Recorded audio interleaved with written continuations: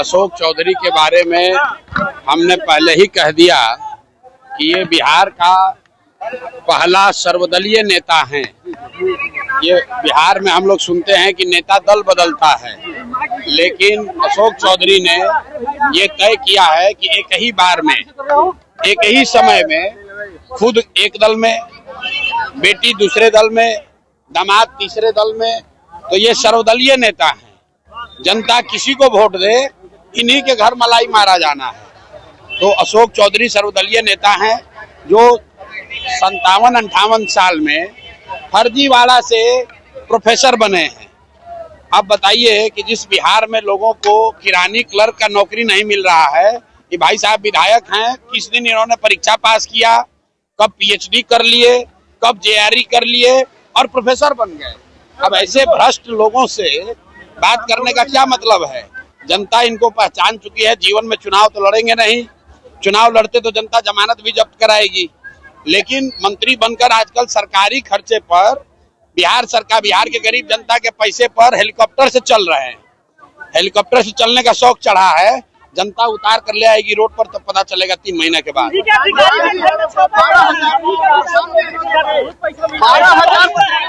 भैया ऐसा है कि बिहार के सबसे भ्रष्ट नेता जो हैं, अगर आप लोग ऑनलाइन सर्वे कर लीजिए, कोई भी आप अपने अपने प्लेटफॉर्म पर डाल दीजिए कि बिहार का सबसे भ्रष्ट नेता कौन है 3, तो उसमें नाम आएगा अशोक चौधरी का, उसमें नाम आएगा मंगल पांडे का, उसमें नाम आएगा दिलीप जायसवाल का।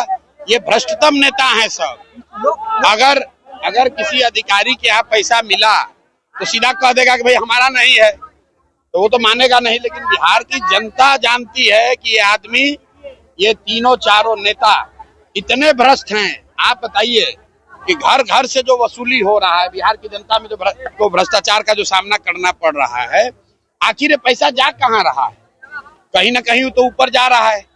हम नीतीश कुमार के विरोधी हैं, लेकिन मैं जानता हूं कि नीतीश कुमार व्यक्तिगत तौर पर पैसा नहीं लेते, वो चोर नहीं है।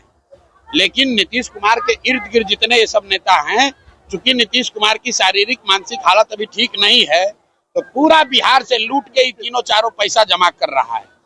जब हमने कहा है कि जब 3 महीना के बाद जन स्वराज का व्यवस्था बनेगा, तो ये 100 सबसे भ्रष्ट नेता और अफसर, छोटे लोग नहीं, बड़े नेता और बड़े अफसर, 100 सबसे बड़े नेता और अफसरों को चिन्हित किया गया है।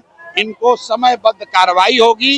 इनके और इनके आने वाली पीढ़ियों से बिहार से लूटे गए पैसे का हिसाब होगा, इनसे वसूली होगी। इनको दौड़ा दौड़ा कर मारा जाएगा। ये आप देखिए,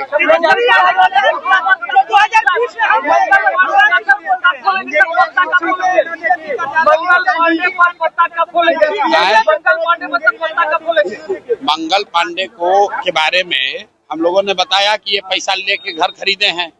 जब कोविड में आप और हम सब लोग परेशान थे, तो बिहार के स्वास्थ्य मंत्री दिल्ली में फ्लैट खरीद रहे थे। आप फ्लैट कहाँ से खरीद रहे थे? दिलीप जायसवाल से पैसा लेकर। तो 25 लाख रुपया तो उन्होंने स्वीकार कर लिया कि हमने लिया है। बाकी का 61 लाख का अभी जवाब नहीं दिए हैं।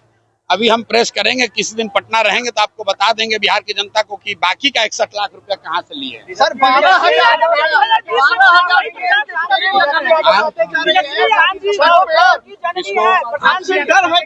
अच्छा देखिए, सुनिए, रुकिए। ये कह रहे हैं कि तेजस्वी यादव कह रहे हैं कि मुंगेरी लाल के सपने मत देखिए। तो इस बिहार में खाली तेजस्वी यादव और लालू यादव के लड़कों को सपना देखने का अधिकार नहीं है, बिहार के सारे युवाओं को सपना देखने का अधिकार है। ये समझते हैं कि इनके बाप बने, इनकी माँ बनी, अब ये बनेंगे, इसके बाद इनका बेटा बनेगा, तो जन स्वराज इनको ध्वस्त कर देगा। इनको पता नहीं चलेगा, जनता उठाकर फेंक देगी। अभी 20 बरस से बाहर है ना सत्ता से, अभी दिखेगा।